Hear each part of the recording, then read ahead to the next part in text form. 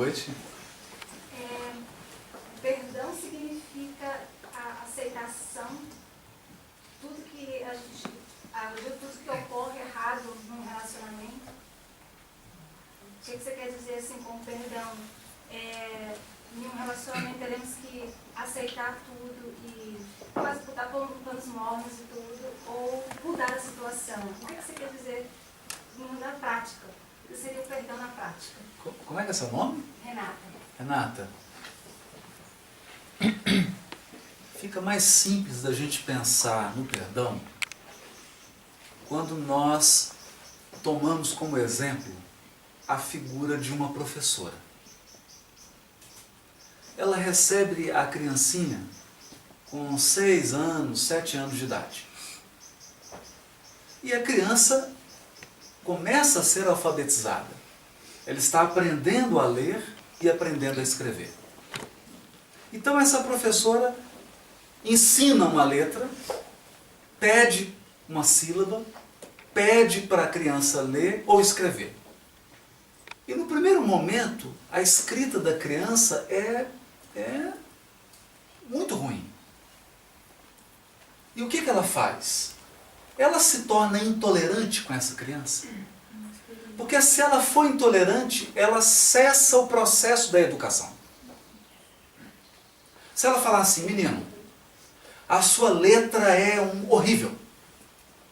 Você tem um QI abaixo de 0. Você nunca vai aprender. Ela está condenando com a sua intolerância essa criança ao analfabetismo. Então o que faz ela? Ela perdoa a letra feia, ela perdoa as sílabas mal faladas, mas ela coloca toda a sua doçura e toda a sua energia para que a criança aprenda. Então ela investe toda a sua alma no aprendizado da criança. Essa é a parte dela, porque tem a parte da criança. Ela pode fazer de tudo, e a criança pode fazer de nada. Esse é um trabalho, então, de parceria. No perdão também. O perdão é aquela tolerância que a gente doa. É aquela indulgência que a gente oferece, investindo todo o nosso cuidado, energia e amor no aprimoramento.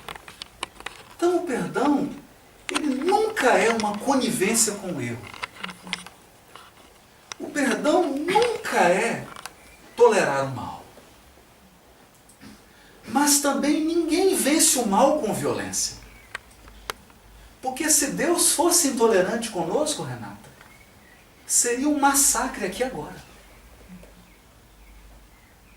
Vamos pensar nisso. Se Deus viesse a nós de forma intolerante,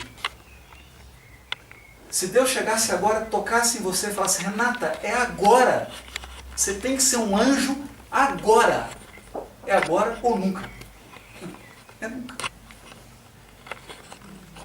Então o amor, ele investe. Ele está sempre investindo. Sempre investindo. Investindo no crescimento do outro. Mas tem um outro aspecto aqui do perdão. E é sempre assim com a luz. Quem oferece a luz é o primeiro a ser iluminado. Que quando eu ofereço um perdão para alguém, isso não representa isenção desse alguém de responder perante a lei. Entende, Ana? Eu posso ser casado com você. E no nosso relacionamento, você, ao longo dos anos, me doar tudo que você tem de bom. E eu só te oferecer tudo que eu tenho de ruim. E você me perdoa, me educa, diz onde está meu erro, tolera, põe toda a sua força para me corrigir. Mas a minha teimosia, a minha rebeldia impede que eu absorva o amor e a luz que você está me dando. Você se libertou. Eu tenho uma experiência pela frente. Um casamento de muito sofrimento me espera. Não com você. Não com você. Porque a vida é uma lei de plantio e de colheita. E todos nós colheremos o que estivermos plantando. Se eu não valorizo o casamento que eu tenho, nesse exemplo que eu estou dando, se eu não valorizo essa esposa que você foi, se eu não valorizo o que eu recebi, é natural que eu receba tudo que eu estou plantando. Então amanhã, a minha esposa vai ser alguém como eu hoje. Porque eu preciso saber. Um dos processos mais profundos da evolução espiritual é você experimentar o limão que você oferece. Porque se você não provar o limão que você oferece, você nunca vai ser educado por Deus. Não é punição. Deus não castiga. Não existe isso. O Criador está dizendo assim, meu filho, você vai oferecer limão? Você tem certeza? Tem. Meu filho, você tem certeza que vai oferecer limão? Porque você vai ter que chupar esse limão. A verdade é que nós vamos ter que experimentar tudo que a gente oferece. Tudo, tudo, tudo. E por isso o Evangelho vem nos dizer, semeie no bem. Escolha a semente. Invista no perdão. Invista no amor. Invista na misericórdia, na verdade, na educação, na bondade. Porque quem perdoa, quem ama, educa. Mas educa com amor e energia. Sabe dosar. E se a gente planta isso, isso virá ao nosso encontro. Essa é a lição que a gente aprende na doutrina. Né? Bom, eu não aprendi ainda não, mas estou no curso. Bom, querida, é um prazer enorme estar aqui novamente com você. Tive a honra de estar traduzindo, né, a sua palestra na Áustria, para o alemão. E a minha pergunta é o seguinte. No Pai Nosso, né, eu não concordo quando fala perdoa, Pai, as nossas ofensas, né? Assim como nós perdoamos os nossos, né, ofensores, devedores. Eu não concordo porque nós não perdoamos. Né? Então, nós espíritas, principalmente, tomamos o hábito de falar à medida que perdoamos os nossos devedores. Né? Então, a origem seria essa mesma? Com tanta deturpação no Evangelho que tivemos? A origem é essa. Só que aí, Daniela, você entrou numa questão profunda. Muito profunda. Não, é profunda, mas é boa. Por isso que eu E é boa porque é profunda. Essa questão ela é tão intrigante que eu busquei durante muito tempo e fui encontrar no livro Pensamento e Vida de Emmanuel. Pensamento e Vida. Mas às vezes a gente lê a página apressadamente e não consegue captar. Porque sem experiência de vida, sem vivência, a gente não consegue ler certas coisas. Certas páginas da espiritualidade só podem ser compreendidas quando o nosso espírito experimentou certas coisas. E no capítulo Pensamento e Vida tem um chamado culpa. Culpa. E o que Emmanuel ensina nesse capítulo? O alicerce do resgate é a culpa. Quem inicia o processo e quem liberta do processo do resgate é a culpa que nós carregamos em nós. Então, Deus se manifesta em nós através da nossa consciência. A consciência é como se fosse um templo sagrado onde Deus está aí dentro. E Ele fala. A voz dele são as leis divinas que estão gravadas na nossa consciência. Então você pode ter nascido na Suíça, na África, no mar, na água, no céu, em qualquer lugar. Você pode ter qualquer cor de pele, você pode falar qualquer língua. Essas leis divinas estão dentro de você. Toda vez que você age em confronto com essa lei, você gera um processo interior de culpa. E esse processo interior de culpa, ele tem duas maneiras de se resolver. Duas. A primeira é o resgate pela dor. Você experimenta o limão que você ofereceu e ao resgatar, você se perdoa. Porque você fala assim, eu já experimentei isso que eu fiz, então eu estou desonerado. Por isso que ninguém pode dizer assim para um outro, falando assim, não, minha irmã, pode separar que você já cumpriu tudo, viu? Você já resgatou tudo no seu casamento, que é isso? Você é um anjo. Não, é só a consciência dela é que dá o start, quando começa e quando acaba. Por isso o resgate,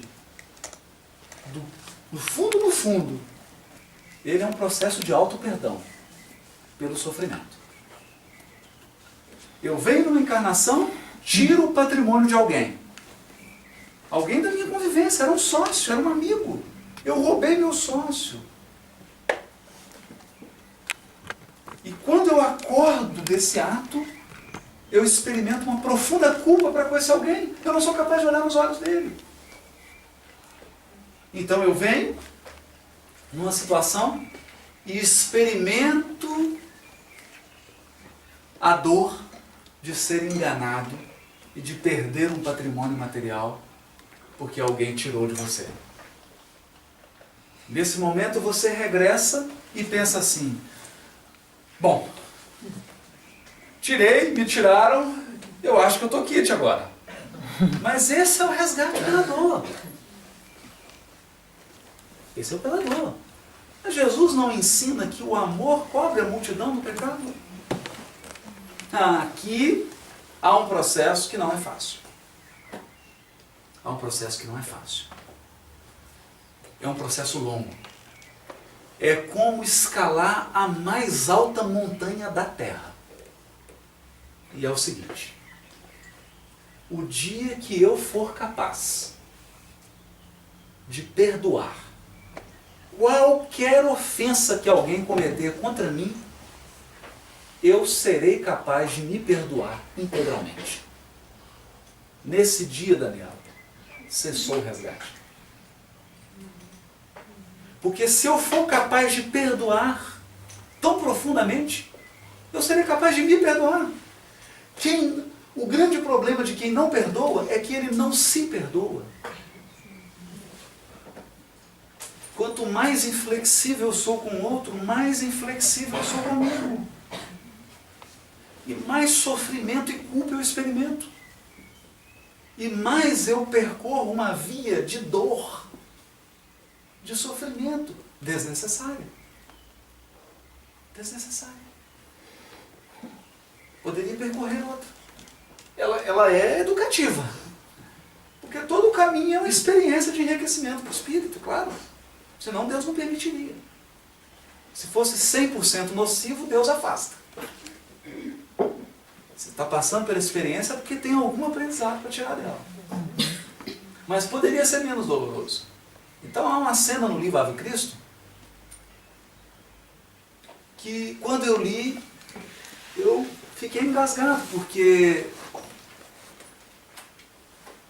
quando você está na ponta de um monte e você olha para alguém que escalou e está lá no topo, parece tão distante. No livro Ave Cristo, um cristão andava com um filho de 7 e o outro de 5, mais ou menos nessa idade, com 2 filhos. E veio um soldado romano e diz assim, é um cristão, e joga os cavalos em cima dos 2 filhos. E o cavalo despedaça as 2 crianças. E esse cristão se ajoelha, reúne os pedaços dos filhos.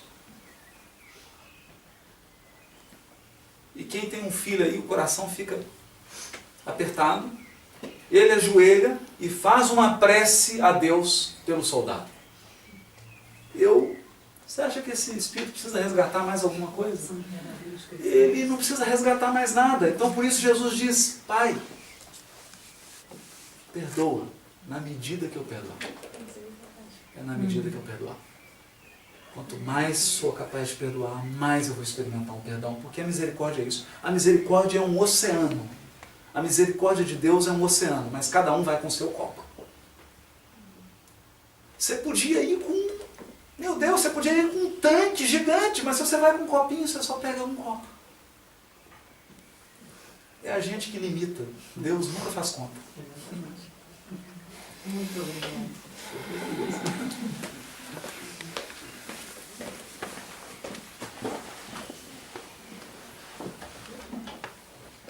Tem uma pergunta. Pois não. Vamos ver o que diz. Tem um episódio muito curioso. Há uma senhora muito mal casada, o marido é muito ruim para ela e há uma caçada. E nesta caçada, 3 homens Sim.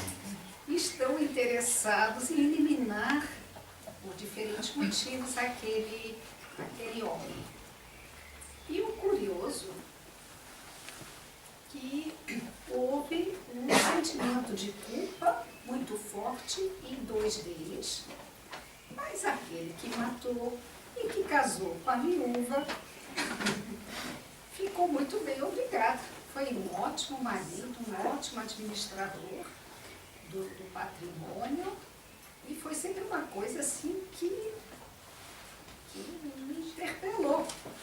Pensando como... Você estava falando da culpa e eu me lembrei dessa história. Esse livro é o livro E a Vida Continua.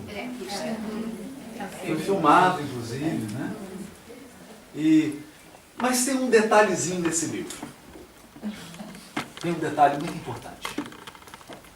Porque depois que eles fazem essa atrapalhada, que parece uma novela dessas mais complicadas, o que é um caso impressionante. E a vida é assim, como que as pessoas se encontram, umas cruzam o caminho das outras, fazem uma atrapalhada sem fim, e você fala, meu Deus, como é que vai resolver isso? Aí chega no mundo espiritual, esse aqui nasce aqui, aquele outro nasce aqui, esse recebe como filho que matou, porque o patrimônio que ele tirou ele tem que devolver, e acerta tudo. Aí tem um detalhe. André Luiz pergunta, mas isso aqui não está totalmente resolvido. Essa encarnação, essa reencarnação deles, dará conta de resolver parcela do problema. Como a senhora está levantando aí. Mas e esse aí? Aí o Espírito diz assim, André, esses espíritos estão juntos há milênios. Essa história é longa e não vai ser resolvida de uma vez agora. Então nós vamos ter que ir por parte, aos poucos. Aos poucos. Porque o que dá a entender é que aquele que matou para recuperar a esposa agiu mal. Vai responder perante a lei. Mas ele era credor. Ele era credor. E aqui há uma sabedoria na lei de causa e efeito que é divina. É incompreensível para uma mente humana. É incompreensível. Porque para que a gente... Eu brinco o seguinte, na minha profissão eu preciso de um processo. Né? Então, para poder julgar algum ato, algum fato, eu preciso do processo, levantar tudo. Um espírito orientador para ajudar na encarnação de alguém, ou de um grupo de espíritos, ele precisa de ter um processo de cada um dos que vão reencarnar, com no mínimo umas 30 reencarnações para trás, para poder avaliar. Porque às vezes a gente fala assim, mas isso é injusto, olhando 3 reencarnações. Aí você olha num contexto de 20, você fala assim, ai meu Deus. E chega numa conclusão. Não existem algozes absolutos, nem vítimas absolutas. Todos somos algozes e vítimas ao mesmo tempo. E o mais triste é que a proposta de Deus é sempre o resgate pelo amor e pelo perdão. Se eu ferir, será com o amor, com o serviço ao semelhante, será doando que eu resgatarei. Mas o ódio nos cega e nos confunde. E então Deus, em sua misericórdia, permite que a gente faça a justiça. Só que tem um probleminha. Eu venho numa vida com o meu grande amigo, o Pedro. Aí o Pedro me dá um prejuízo, rouba todos os meus bens. Meu amigo querido, meu sócio, e vai embora. E eu falo assim, eu não perdoo. Eu quero esse Pedro aqui do meu lado. Quero fazer justiça com a própria mão. Mas eu estou me escravizando a ele.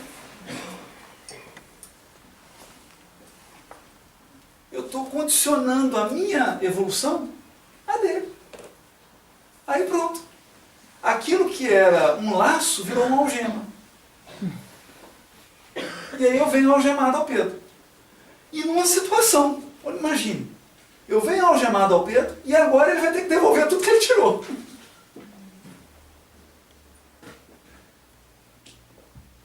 Mas para ele me devolver tudo que ele me tirou, eu vou ter que experimentar todos os defeitos dele.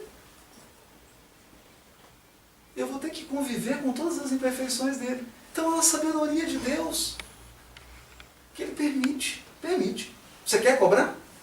Você quer ir lá cobrar? Pode ir. Pode. Se você quer, vai. E aí o que acontece? Acontece assim. Os espíritos estão há 20, 30 reencarnações. Uma hora um bate, outra hora o outro bate. Uma hora um bate, outra hora o outro bate. Aí a gente vem, analisa 3 vidas e fala, coitadinho, esse aqui apanhou. Ele fala, mas já bateu 10 vezes. Está parecendo um jogo de futebol. Um faz o gol, o outro faz outro gol. E nós entramos num círculo vicioso de agressão, de ódio. Por isso que o perdão é cura. Porque o perdão é libertação. Eu falo assim, olha, chega. Não serei eu mais a agredir. Não serei mais eu a agredir. Eu entrego a minha causa nas mãos do Juiz Supremo. Ele que decida. Ele que vai julgar agora. Eu uma pergunta. Pois não. Sobre perdão. Perdoar é esquecer, porque às vezes a gente perdoa, eu já perdoei, mas às vezes a dor fica, tá lá te relembrando. Uma vez por mês você pode ter contato com a pessoa que você perdoou. Então, foi perdoada, você gosta, você tem relação, mas perdoar é esquecer, a dor fica. Foi perdoado ou não se perdoou quando não se esquece? Querida, a memória do Espírito é eterna. Então nós nunca vamos esquecer nada. Não tem como apagar memória. Se um dia você caiu de bicicleta, está gravado eternamente na tua memória. Porque essa é a tua história. É a tua história evolutiva. O que acontece é com que olhos você lê a sua experiência. Por isso que o perdão é um processo. O perdão não é um ato. O perdão não é chegar num interruptor e falar assim, está perdoado. Não. O perdão é um processo. E ele é um processo porque o fato estará sempre na tua memória. Mas à medida que você cresce em experiência espiritual, à medida que você se ilumina, você olha com generosidade para a tua vida. Você olha com generosidade para as pessoas que Deus colocou no seu caminho. Então você fala assim, olha, mamãe errou mesmo. Errou. Ela fez isso, mas... Pensando bem, olha a situação dela. Então você passa por um processo em que muda o teu olhar. É o teu olhar. A Rosa vai estar aqui para sempre. Para sempre. Só que no início do processo do perdão, você olha com raiva. Aí passa um tempo, você olha com pouquinha raiva. Passa muito tempo, você olha, a raiva está pequena. Você está vivendo o processo do perdão. Vai chegar um dia, você vai olhar e vai falar assim, meu Deus, é a minha experiência. Eu sou grata por essa experiência, porque olha o que ela me fez crescer. Olha o que ela me fez crescer. Então você passa a olhar com gratidão. Com gratidão. Por essa razão, o perdão ele está muito ligado à gratidão. E por isso que ele é difícil. Porque ele exige uma releitura do passado. Releitura. Não é exatamente o que nos aconteceu, mas é como eu interpreto o que me aconteceu. Nós dizemos isso porque se fosse eu que tivesse sido crucificado lá, eu estaria aqui me fazendo de vítima até hoje. E Jesus volta, abraça Judas, abraça aquele que furou ele com a lança, Longinos. Está lá no Brasil, Coração do Mundo, Padre do Evangelho, é Dom Pedro II. E Jesus recebe ele e fala, Longinos, meu filho, agora que eu preciso que você faça uma missão. Quer dizer, o olhar de Jesus para toda aquela situação, para nós é que dor, não, crucificou, nossa, está doendo, prego, estou com sede. A nossa leitura é uma leitura de... que a gente, como é que fala? A gente faz um sofrimento ficar muito grande. Às vezes maior do que ele é. E o olhar de Jesus é o olhar do Espírito puro. É o olhar do Espírito puro. A gente vive isso. Não é tão difícil, não. Eu lembro quando fui levar meu filhinho de agora de 6 anos para fazer tratamento de canal. Não, tratamento de canal, você imagina.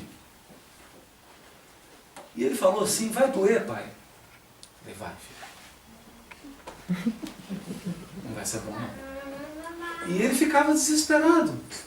Mas eu já fiz. E eu sabia que ele tinha que passar por aquele processo. E que depois que o tempo transcorresse, à medida que ele amadurecesse, o olhar dele ia ser outro. Se você hoje, com a idade que você tem, apesar de você ser muito jovem, olhar para o seu passado, aquilo que era uma grande dificuldade quando você tinha 15 anos de idade, você ri hoje. Você fala, meu Deus, se todas as dificuldades da minha vida fossem iguais às que eu tinha quando eu tinha 15 anos de idade. Porque, na verdade, nós nos fortalecemos. Né? Por isso que tem aquela prece bonita, que fala assim, oh meu Deus, tira a minha cruz, me torna mais forte. Me torna mais forte. Porque uma cruz é pesada dependendo de quem carrega. Pode colocar uma cruz num ombro de um gigante, não pesa nada. Então, quando a gente se fortalece, a gente vai vivendo esse processo. O perdão é um processo. É um processo. E às vezes a ofensa é tão grave, às vezes a ofensa é tão profunda, que você demora 1000, 2000 anos para experimentar todo o processo do perdão. Não é para desanimar, não, tá?